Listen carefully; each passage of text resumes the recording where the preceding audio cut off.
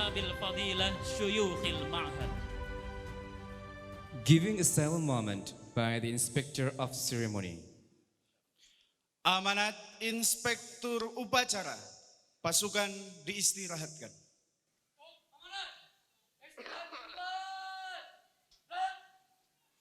Assalamualaikum warahmatullahi wabarakatuh.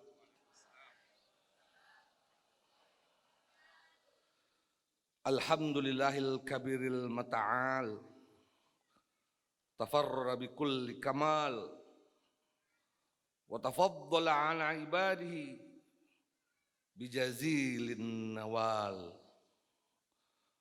wa tanazzaha anil ashbahi wal amsal. Ahmaduhu ta'ala hamdan yastad'i mazid al afdal, biyadihil khair kulluh, wa ilaihi yarji'ul amru kulluh, walahul hamdu fi kulli an wa ala kulli hal. Wa ashkuruhu subhanahu syukran yatajaddadu bil guduwi wal asal, fakam manaha min na'ma wa dafa'a min ba'sa, fayas'aluhu subhanahu ayyuzi'ana sukra ni'amih wa ayyusakkila mawazinana bisalihil a'mal. Wa ashhadu an la ilaha illallah wahdahu la syarikalah zul azamati wal jalal. Wa ashhadu anna nabiyyana Muhammadan abdullah wa rasuluh al man'ut bi karimis sajaya was syarifil hisal, sallallahu wasallam wa barik alaihi wa ala alihi wa sahbihi khairi sahbin wa al wa tabi'ina wa man tabi'ahum bi ihsanin ila yaumil mal. Amma ba'd.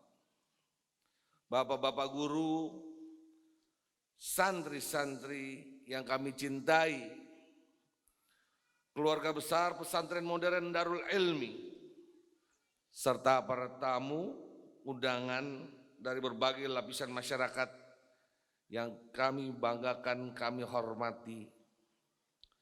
Hari ini 20 Agustus 2023 kita melangsungkan agenda tahunan yang sangat penting untuk mengenalkan pesantren modern Darul Ilmi pada seluruh santri, guru, wali santri, para tokoh dan alim ulama, bahkan seluruh umat Islam, yaitu apel tahunan Pekan Perkenalan Khutbatul Ars. Tentu kita masih dalam suasana khidmat dan syukur sebagai bangsa Indonesia setelah beberapa hari lalu kita peringati pula Hari Kemerdekaan Republik Indonesia yang ke-78. Khutbatul Ars, yakni pidato singgasana istana tentang kebijakan-kebijakan pimpinan, program pendidikan dan pengajaran, pergedungan kaderisasi, khizanatullah, kesejahteraan keluarga, beserta rencana jangka pendek dan panjang. Tahun-tahun ini adalah tahun yang penuh cobaan dan ujian bagi umat Islam. Tak terkecuali bagi pesantren dan para santrinya. Setelah maraknya terjadi isu dan kabar oleh beberapa oknum yang menjadikan citra santri dan pesantren menjadi buruk. Mulai dari kasus kekerasan, tindakan amoral, maupun paham-paham yang jauh dari nilai Islam dan kepesantrenan. Maka pesantren modern Darul Ilmi Indonesia terus berusaha menjaga dan meningkatkan kualitas pendidikan dan pengajaran sebagai bukti komitmen dan konsistensi kepada khitoh dan niat awal pendiriannya, yaitu mencerdaskan kehidupan anak bangsa dan mencetak kader pemimpin Islam di masa yang akan datang. Alhamdulillah, pesantren modern Darul Ilmi Indonesia memegang teguh visi dan misi yang dituliskan oleh para pendirinya, Trimurti, yaitu visi menjadi lembaga pendidikan Islam yang berkarakter, visioner, dan menjunjung tinggi nilai-nilai akhlakul karimah, serta menjadi lembaga yang berdiri di atas dan untuk semua golongan. Misi: 1. Membentuk generasi umat yang mandiri, mendidik anak-anak Islam menjadi intelektual yang berwawasan luas dan bertakwa kepada Allah Subhanahu wa taala. 2. Mencetak calon-calon pemimpin bangsa yang unggul dan mampu membawa umat Islam menuju khairul ummah. Darul Ilmi memasuki tahun keduanya. Dalam mengukir sejarah, selalu berpikiran menerawang jauh ke depan, membumbung tinggi. Semangat berkobar-kobar, percaya diri, dan insya Allah menjadi kepercayaan umat. Bersyukur alhamdulillah ala kulli hal, dalam situasi dan kondisi apapun tetap harus bersyukur. Mengapa Rasulullah selalu mengawali khutbahnya dengan bersyukur? Karena serendah-rendahnya nasib kita, pasti ada hal yang patut disyukuri. Setelah nikmat iman dan Islam yang begitu manis, terkhusus keluarga besar pesantren modern Darul Ilmi Indonesia patut mensyukuri usaha-usaha yang sudah dilakukan dengan lancar. Di antaranya bertambahnya jumlah santri menjadi 175 santri, dan tak sedikit yang datang dari daerah dan kota yang jauh. Ada yang dari Lombok, Lampung, Bengkulu. Semoga siar pesantren kita bisa lebih luas dan bermanfaat hingga panggung internasional. Jumlah guru pun alhamdulillah mencapai 35 guru. Bahkan salah seorang guru kita adalah Syekh Ali Ibrahim Abdullah dari Mesir. Alhamdulillah semuanya ini kita kawal, kita pertahankan, kita kembangkan, dan kita doakan. Dari segi pergedungan dan asrama fasilitas santri, alhamdulillah kita memiliki gedung baru tepat di sebelah barat masjid. Kita menempatkan anak-anak dengan nyaman pada 10 kamar asrama dan 8 lokal kelas belajar. Sarana kebersihan dan kamar mandi pun insya Allah kami terus lengkapi agar anak-anak sehat dan nyaman dalam menuntut ilmu. Mudah-mudahan para ansor, pondok dan donatur yang mendukung pembangunan pesantren kita diberkahi oleh Allah dan dipermudah seluruh urusannya. Amin ya rabbal alamin. Kegiatan yang berlangsung di Kuliatul Mu'allimin Al-Islamiyah KMI juga dapat dilangsungkan dengan baik. Hingga pada saat ini anak-anakku sudah ada yang naik kelas 2 dan 3 intensif. Insya Allah tidak lama lagi 2-3 tahun lagi Darul Ilmi bisa mencetak alumninya untuk berkiprah di masyarakat. Berbagai kegiatan mulai dari porseni, Darul Ilmi Olimpiad, ekstrakurikuler, tenis meja, futsal, badminton, Jamiatul Qura, Jamiatul Hufaz, media Darul Ilmi, jurnalis Darul Ilmi News, Singa Podium, MC Club, dan lain sebagainya untuk mengembangkan potensi santri hingga mencapai puncak terbaiknya, berinovasi dan berkreasi tanpa batas. Insya Allah pada tahun-tahun berikutnya, mulai dari titik ini, hari ini, langkah dan nafas kita, di pagi ini, kita akan terus meningkatkan program-program jangka pendek maupun panjang. Terutama dalam pembangunan sarana olahraga dan perpustakaan, ekspansi kampus 2 di Cibatok, yang insya Allah akan diperuntukkan bagi santri maupun santriwati, dan santri putra dan putri. Dan tentu cita-cita besar kita mendirikan kampus perguruan tinggi Islam yang bermutu dan berarti, yang berskala internasional. Amin ya rabbal alamin. Takbir. Hari ini kita semuanya keluarga besar pesantren modern Darul Ilmi Indonesia, seluruhnya berjumlah kurang lebih 300-400 orang. Seluruhnya menyaksikan gebiarnya apresiasi santri yang memperagakan sepak terjangnya perjuangan umat Islam. Semuanya tidak lain untuk mengagungkan nilai-nilai perjuangan yang tak ternilai dengan apapun, yaitu amanat menuju ridho Allah Subhanahu wa taala. Alangkah beruntungnya, alangkah nyamannya berkesempatan mengenyam kehidupan bersama, berada di tengah-tengah medan perjuangan, menjaga, membantu, dan membela risalah ilahi, meskipun seringkali dihadang pihak yang tak suka. PMDI, Pondok Modern Darul Ilmi Indonesia, berwakaf, bersyarat, beramanat, dan bertujuan. PMDI bukan pesantren asal-asalan, kaleng-kalengan. PMDI adalah sakral, sakral. PMDI adalah amanat. PMDI berdiri di atas dan untuk semua golongan. PMDI di umurnya yang belia ini berupaya membangun kekompakan dan keharmonisan, mengharuskan pola kebersamaan tanpa meninggalkan maslahat pribadi atau perorangan. Hidupkan etos kerja, berpancajiwa, keikhlasan, kesederhanaan, kemandirian, ukhuwah Islamiyah, dan kebebasan. Pesantren Modern Darul Ilmi berdiri atas kepercayaan umat dengan modal niat, usaha, dan doa dari para wakif dan pendirinya. Semua harus mempercayai pesantren amanat ini dan mendoakannya. Para guru dan santri generasi pertama yang akan menjadi kader-kader penerus hendaknya selalu menyelaraskan diri dengan pola yang dijalankan dan diwariskan para wakif dan pendiri, yakni teladan nilai-nilai jiwa, nilai-nilai jiwa-jiwa dan filsafat hidup. Takbir! Allahu Akbar!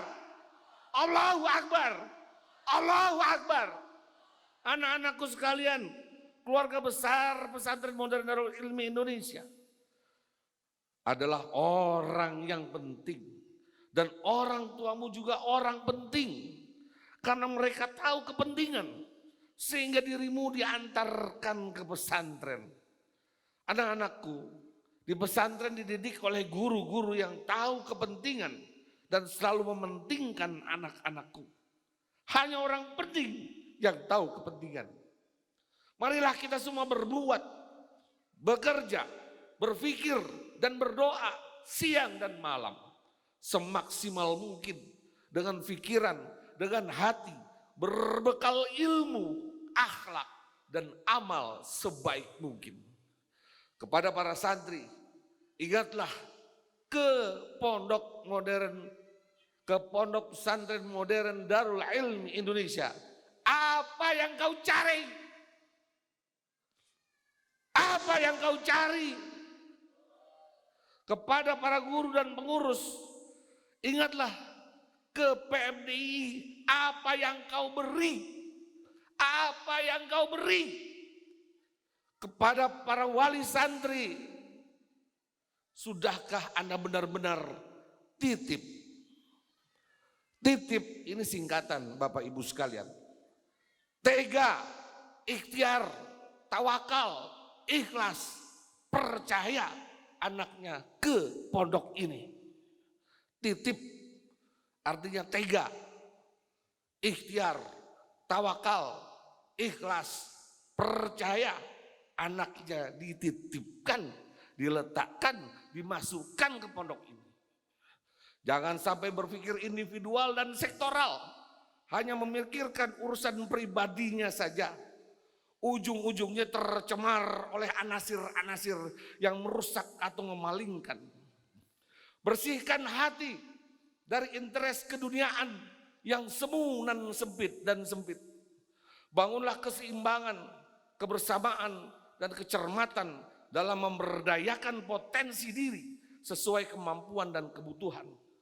Generasi muda, gali potensi, raih prestasi. Latih dan keluarkanlah kemampuan puncakmu anak-anakku. Berbuatlah lebih dari yang para pendahulu berbuat. Malu fauqa ma'amilu. Allahu Akbar. Allahu Akbar. Allahu Akbar. Antum semuanya adalah bagian dari generasi ini dan yang akan datang. Maka jadilah pemimpinnya. Ciptakan dan kuasai milieu dengan bijaksana. PMDI terus berupaya mewujudkan pemerataan gerakan dan kesempatan, bakat dan minat masing-masing. Disertai penataan nilai-nilai institusi dan mental lembaga dengan slogan The Right Man, The Right Movement, The Right Money in the Right Place. Maka bukalah pandangan ke depan dengan wawasan yang luas, tidak ke belakang dan terbelakang, agar tidak pengap, gerah, dan resah. PMDI, pengasuh dan pimpinan serta keluarga besarnya tidak bisa dibeli dengan keduniaan yang tampak menjanjikan.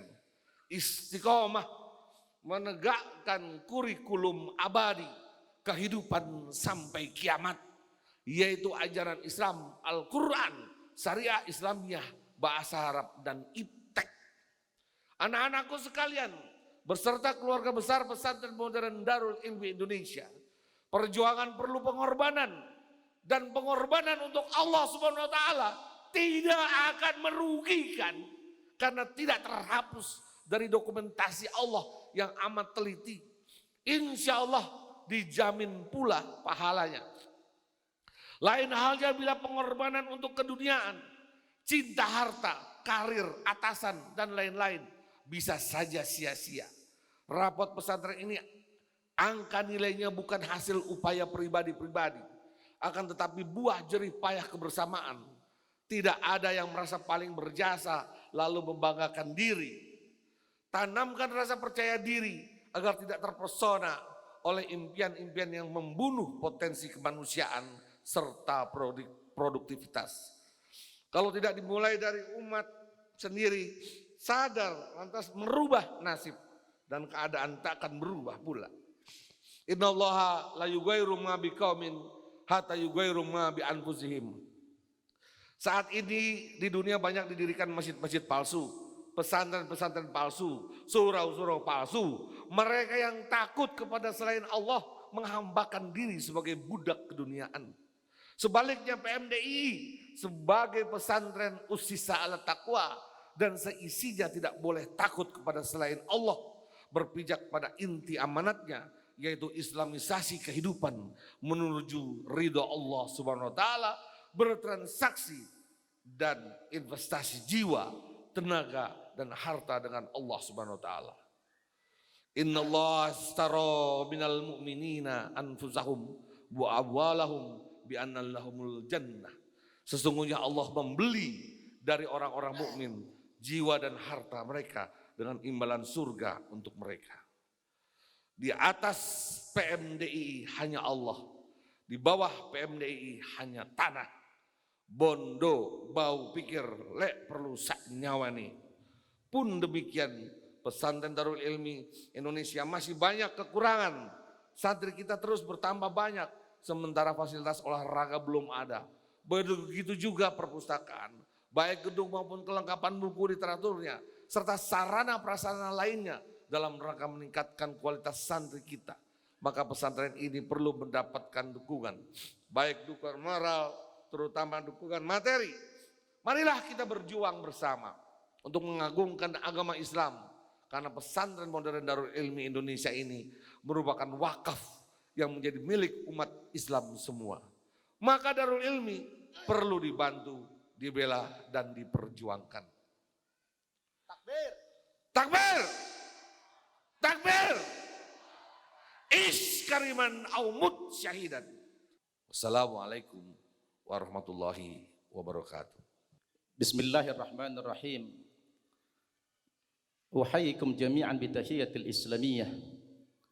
Tahiyatan mubarakatan min indillah. Assalamualaikum warahmatullahi wabarakatuh. Alhamdulillah. Wassalatu wassalamu ala Rasulillah.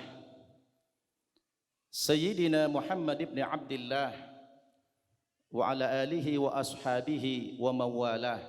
La hawla wa la quwwata illa billah, amma ba'd. Saudara-saudaraku yang saya cintai karena Allah Subhanahu wa taala.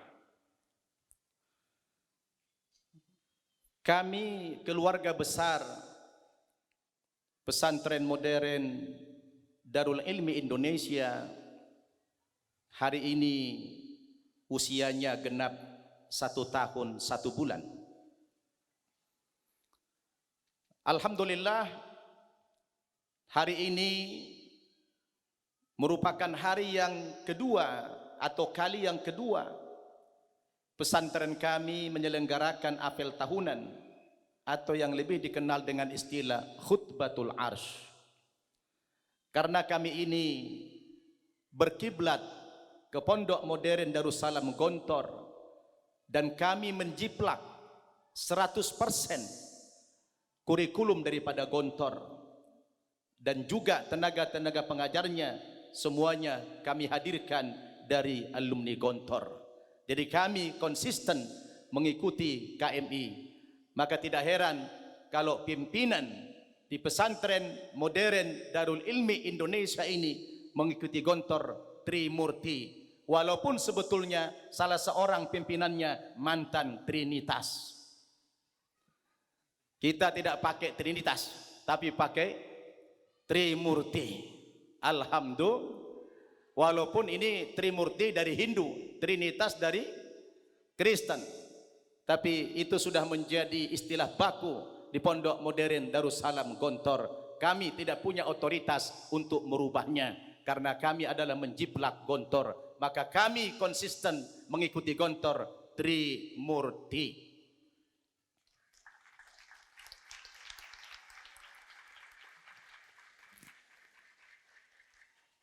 Dan luar biasa, di tahun yang kedua ini atau memasuki tahun yang kedua, tidak menyangka kalau jumlah santri kami sudah 171 orang. Di tahun ajaran baru ada 87 santri yang mendaftar, cuma 1 orang yang kabur. 86 bertahan. Alhamdulillah. Tahun lalu 117 yang lulus. Kemudian sebahagian ada yang lulus ke Gontor sekitar 15 orang, selebihnya juga kabur. Akhirnya tahun lalu yang tersisa 85 orang. Jadi jumlah yang kabur lebih banyak di tahun pertama daripada tahun yang kedua ini. Alhamdulillah. Dan kami merasa terhormat sekali bahwa di apel tahunan yang kedua ini kami dihadiri oleh tokoh-tokoh para pimpinan pesantren yang ada di sekitar Kabupaten dan Kota Bogor ini. Di sini ada pimpinan pesantren Ar-Ridha Kiai Haji Hudori MSC bersama pengurus-pengurusnya. Di sini juga hadir pimpinan pesantren Darus Sakofah, Ustadz Didi dan para pengurusnya. Ada juga Darussalam Ciomas beserta seluruh pengurus-pengurusnya. Dan yang teristimewa hari ini kita dikunjungi oleh salah seorang anak pendiri Gontor, yaitu Ustadz Dr. Ridho Zarkasi. Berikan aplaus beliau. Dan mohon berdiri, Kiai berdiri biar kenal, menghadap ke belakang biar jamaah kita mengenal. Inilah beliau, anak kandung dari pendiri Gontor adalah Ustadz Ridho Zarkasi. Tapi di sini juga ada dua cucu pendiri Gontor dan sekaligus pendiri pesantren modern Darul Ilmi, yaitu Kiai Haji Profesor Dr. Husnan B. Fanani dan Ustadz Dr. Zainuddin, itu adik kandung beliau. Mohon berdiri Ustadz Zainuddin. Beliau juga adalah pendiri pesantren modern Darul Ilmi Indonesia ini. Takbir. Dan yang paling luar biasa, di usia kita yang baru 1 tahun 1 bulan ini, kita sudah komitmen untuk memajukan pesantren ini, mengarahkan anak-anak kita menjadi anak yang sukses ke depannya. Kita tidak main-main, tidak asal-asal. Kita hadirkan salah seorang guru besar dari Al-Azhar University, Al-Azhar Asy-Syarif, yaitu Syekh Ali Ibrahim yang tadi memimpin doa. Tafadhol ya Syekh bil qiyam. Masya Allah. Jazakallah ya Syekh Ali, hudurukum fi hadzal mahad ziyadatul muru'ah lana. Alhamdulillah, barakallahu fikum wa barakallahu fi ulumikum. Jazakallah khair. Dan masih banyak tokoh-tokoh yang lain. Bahkan ada yang sengaja datang dari Malaysia, saudara kita Ustadz Muslihun. Nih, beliau dari Malaysia datang langsung hadir pada hari ini untuk menyaksikan acara kita Khutbatul Asy. Subhanallah. Dan juga tentunya para pemangku jabatan di Kecamatan Ciawi. Ada wakil dari Pak Camat, ada wakil dari Pak Kapolsek, ada wakil dari Pak Danramil, ada wakil juga dari Pak KUA. Alhamdulillah. Kita memahami hari ini kita masih dalam suasana merayakan HUT RI yang ke-78. Ya. Dan ini dibarengkan bapak-bapak, ibu-ibu selama 40 hari para wali santri. Alhamdulillah, ahlan wa sahlan. Pimpinan pesantren Madinatul Najah. Tafadhol Ustaz. Masya Allah, luar biasa. Banyak dihadiri para kiai, pendiri, para pimpinan pesantren kita. Kiai Haji Agus Gofur. Ahlan wa sahlan bikum, Kiai. Dan teristimewa yang kami muliakan tentunya para bapak-bapak, ibu-ibu, wali santri kami. Kaifa halukum jami'an Bapak Ibu? Bapak Ibu para wali santri, apa kabar? Sehat semuanya? Rindu anaknya tidak? Sudah berapa hari Bapak Ibu tidak lihat anak? 40 hari. Alhamdulillah. Nanti Bapak Ibu sudah melihat anak-anak kita sudah tampil beda dari sebelum masuk ke pondok ini. Sudah beda dari tutur katanya, beda dari cara salamannya, beda gerak-gerik langkahnya. Insya Allah itu hasil 40 hari yang kami godok di pesantren modern Darul Ilmi Indonesia ini. Bapak Ibu yang saya muliakan, tentu tidak lupa hari ini kita bersyukur bahwa kita merayakan HUT RI yang ke-78. Ini yang tidak boleh kita lupakan. Alhamdulillah, setelah sekian ratus tahun, tidak kurang dari 433 tahun, Indonesia dijajah bangsa-bangsa lain. Bapak Ibu, saya baca dalam sejarah, Indonesia ini negara terlama kedua dijajah bangsa-bangsa lain. Lamanya sekitar 433 tahun kita dijajah bangsa lain. Sejak dari tahun 1512 yang dimulai oleh penjajahan Portugis, dilanjutkan oleh Spanyol, kemudian Belanda terlama 350 tahun, dan negara terlama dijajah di dunia ini adalah negara Malaysia tetangga kita 466 tahun. Masya Allah. Timbul pertanyaan, kenapa dua negara ini menjadi negara yang terlama dijajah oleh bangsa-bangsa lain? Karena negara ini, Indonesia maupun Malaysia, adalah negara yang terkaya sumber daya alamnya di dunia ini. Maka kalau saya baca Al-Quran surat An-Nahl ayat 113, Allah Subhanahu wa taala berfirman, A'udzubillahi minasyaitonir rajim. Wa daraballahu mathalan qaryatan kanat aminatan mutmainnah ya'tiha rizquha ragadan min kulli makan fakafarat bi an'amillah fa'adzaqaha Allahu libasal ju'i wal khauf bima kanu yasnaun. Artinya, Allah Subhanahu wa taala telah membuat sebuah perumpamaan bahwa di dunia ini ada sebuah negeri kanat aminatan mutmainnah. Dahulunya negeri itu aman sentosa. Dahulunya negara itu aman sentosa. Ya'tiha rizquha ragadan min kulli makan. Lalu kepada penduduk negeri itu dianugerahi oleh Allah Subhanahu wa taala bermacam-macam rezeki yang datangnya dari segala macam arah.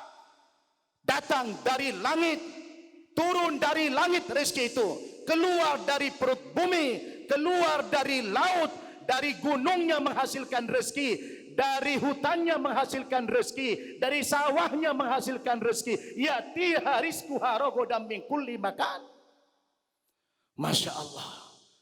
Kalau saya baca ayat ini lalu saya hubungkan dengan Indonesia, saya berani mengatakan seolah-olah ayat ini berbicara tentang negara Indonesia.